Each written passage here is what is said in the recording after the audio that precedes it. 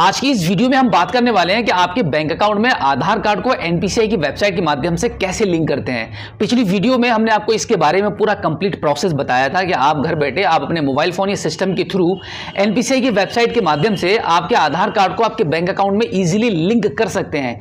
लेकिन आप सभी लोगों के साथ में एक बहुत बड़ी समस्या यह आ रही है कि भाई एनपीसीआई की वेबसाइट पर मात्र अभी सिर्फ 5 बैंकों के ही नाम आ रहे हैं जिनके थ्रू आप अपने आधार कार्ड को लिंक कर सकते हैं। बाई चांस अगर आपका उनमें से किसी भी बैंक में अकाउंट ओपन है तो आपको ये सर्विस मिल सकती है। एनपीसीआई के थ्रू आप अपने आधार कार्ड को इजीली लिंक कर पाएंगे।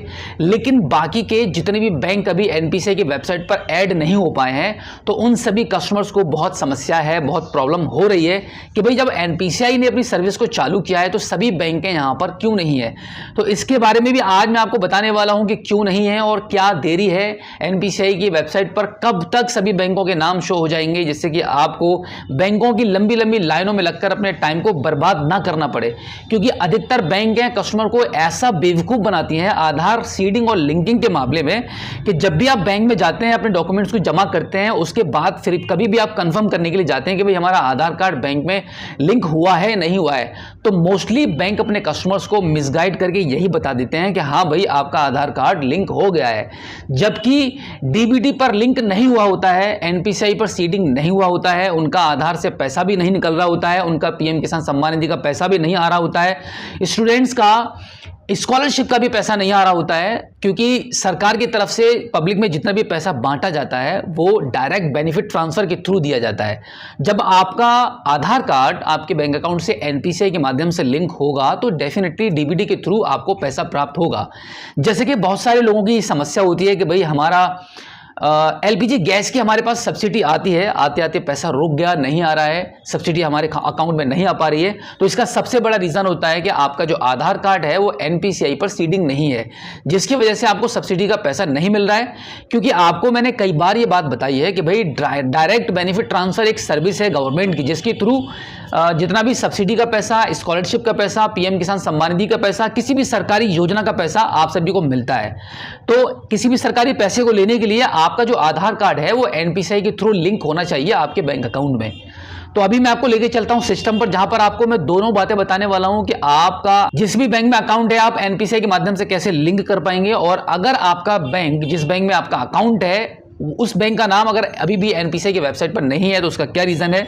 तो अभी हम चलते हैं कंप्यूटर स्क्रीन पर, लेकिन उससे पहले मैं आपको बता दूं कि देखिए बहुत सारे लोगों के कैनरा बैंक में भी अकाउंट है तो कैनरा बैंक का भी नाम वहां पे ऐड हो चुका है। अगर आपका कैनरा बैंक में अकाउंट है तो एनपीसीआई की वेबसाइट का लिंक मैंने वीडियो के डिस्क्रिप्शन में दे दिया है, उस पर क्लिक करके आप फटाफट अपने आधार कार्ड को अपने कैनरा बैंक में लिंक कर लीजिए।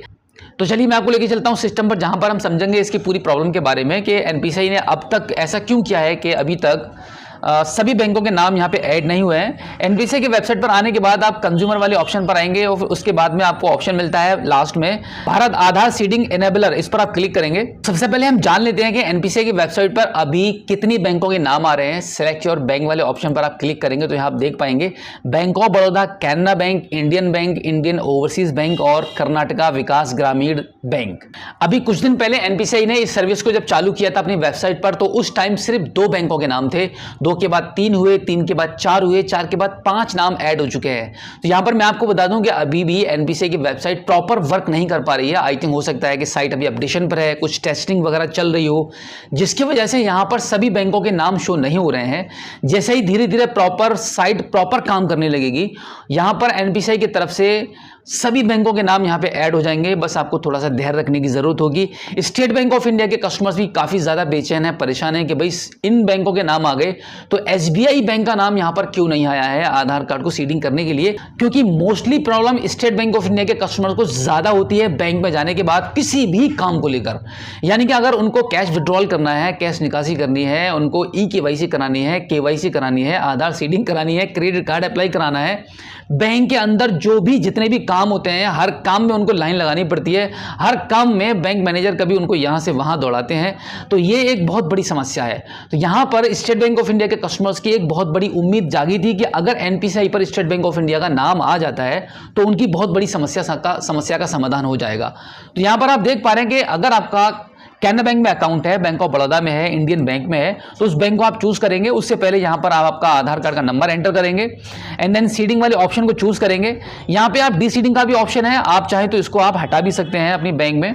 और उसके बाद सीडिंग वाले ऑप्शन को चूज करने के बाद 3 ऑप्शन आ जाते हैं। यहां पर आपको पहला ऑप्शन मिलता है फ्रेश सीडिंग, मोस्टली आपको यही वाला ऑप्शन चूज करना है।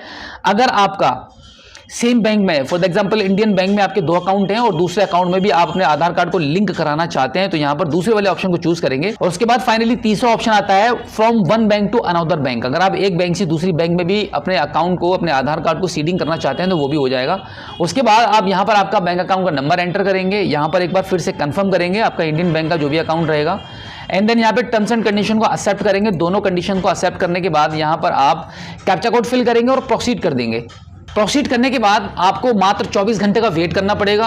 आपने जो भी बैंक यहाँ पे चूज किया है उस बैंक में आपको बैंक की तरफ से ये इन्फॉर्मेशन मिल जाएगी मैसेज के थ्रू कि आपका जो आधार कार्ड है वो एनपीसीआई के माध्यम से सीडिंग हो चुका है। एक बार आधार कार्ड सीडिंग होने के बाद आपके अकाउंट में भी सभी सरकारी पैसे आने लगेंगे, जो भी पैसा आपको मिल रहा होगा। जैसे कि अगर आपका स्कॉलरशिप आना है, आपको पीएम किसान सम्मान निधि की किस्तें आपकी नहीं आ रही हैं तो अगली किस्त में वो भी आपका पैसा आने लगेगा। इसी के साथ में आपका अगर एलपीजी गैस कनेक्शन की कोई भी आपकी सब्सिडी रुकी हुई है तो जैसे जैसे आप अपने गैस सिलेंडर को बुक करेंगे वैसे वैसे आपको सब्सिडी मिलती रहेगी, क्योंकि डीबीटी के माध्यम से सरकारी पैसा भेजा जाता है। तो उम्मीद करता हूं कि आज की इस वीडियो में जो जानकारी मैंने आपको दी है आई होप आपको काफी अच्छी लगी होगी। अगर आप पहली बार हमारे स्मार्ट शॉप यूट्यूब चैनल पर आए हैं और अभी तक आपने हमें सब्सक्राइब नहीं किया है तो प्लीज एक बार सब्सक्राइब जरूर कीजिए और बेल आइकन भी प्रेस कीजिएगा। तो चलिए दोस्तों, मिलते हैं आपसे किसी और एक अगली वीडियो में एक नई जानकारी के साथ, एक नई अपडेट के साथ और एक नए जोश के साथ। तब तक के लिए जय हिंद।